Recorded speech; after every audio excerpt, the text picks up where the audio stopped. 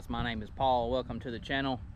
If you saw the thumbnail, you're probably here for the micro skiff build. It's going to be a 14 FRS skiff. I have a 21-foot boat here behind me, but this is just too big for day-to-day fishing for me and one other person. It's good now if I want to take my whole family out. My truck gets about 9 miles to the gallon pulling this boat. Tandem axle, 3 trolling motor batteries up front, 150 on the back. It's heavy, it's too big to go in a lot of places that I want to get to. So I want to build something with about 5 inches of draft that can hold 2 people, that I can put like a little tiller handle, 15 horsepower on. So let's go inside. I'm gonna show you the plans of the actual build and let you guys see the actual blueprints of it. Alright guys, so we're back inside the house here, and I'm going to show you guys the drawings. You can order these online from Salt Boatworks.com. This is the FRS 14, and here is what it's going to look like when it's done. It holds 2 people. With 1 person, it drafts about 2.5 inches, and with 2 people fully loaded, it drafts about 5 inches. But it gives you a complete description, all the specifications. It tells you exactly what to do on each piece.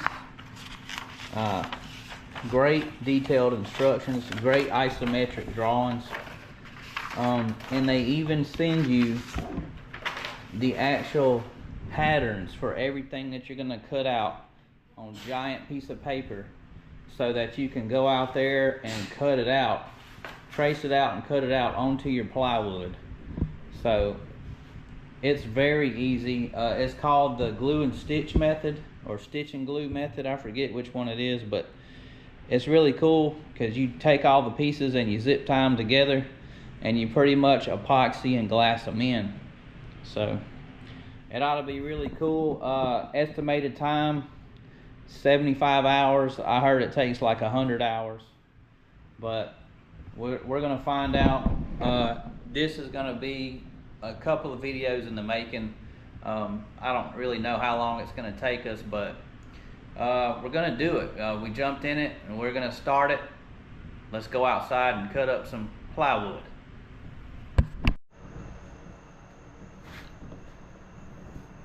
Alright, so I want to point out on the drawings that you'll see a note that says some patterns are nested within others. Cuts and trace largest pattern first. Some patterns are half size, mirror about center line. Okay, so this piece here, which is the bottom of the hole, cut out, and there's actually 3 pieces sitting inside of it. So you'll cut this piece out twice, this big piece out twice, and when you're done, you'll cut those pieces out. And there's a scarf line here, so you'll mark that on your wood as well. So when you join the 2 pieces together, and just be sure you don't cut that. This is not a cut line, that's a scarf line. Alright guys, so the build's supposed to take 75 hours. I'm already 10 hours in this thing, and I'm not even close to getting the whole piece together, stitched together. So I had a big storm tear my front yard up, got limbs down, big washout going here. Our little farm in the back, the turkeys got out and they're just roaming around the yard, which is okay. My shop back here just got completely drenched. A big washout came. I mean, it was a lot of rain, most rain I've seen in a long time. But all my birds are out, my chickens are out. They're just out here on the yard.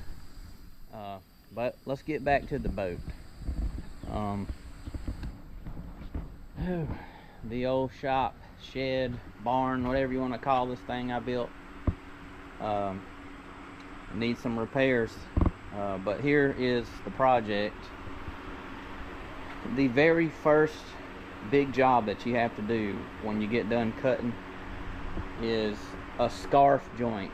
And a scarf joint is when you connect two pieces of wood together. And this is very difficult because this build consists of 1/4 inch plywood, and it is very hard to get a scarf in there. So if you don't get it perfect, you'll just have to glass over and sand it and smooth it out. That one there worked out really good. That one I didn't get far enough back to the edges, but it'll be okay. So this is where I'm at, about 12 hours. I've got the pieces cut out and I've got scarf joints done. I got my hole connected here, 2 pieces at the bottom here. There is the chines, which are little strips on the side here. They're about 4.5, 5 inches wide maybe, and they are really flimsy and really hard to make a scarf cut.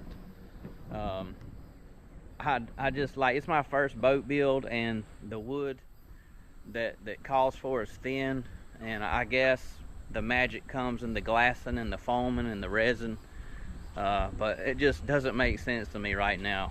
And you know, I've never built a boat, but I'll keep you guys updated. Maybe tomorrow when that dries, we'll have the boat stitched and glued together, and you can kind of see the shape of the boat take place. All right, guys, she's starting to shape up a little bit. I was getting kind of discouraged being a first-time boat builder, but I think it's going to work out. I'm actually seeing a hole here. Y'all have to excuse my little workstation in here. My son uses it for a chick brooder over here. Let's see if these chicks are out. It's kind of hot out here. We got the fan blowing on them, but got some turkeys over here.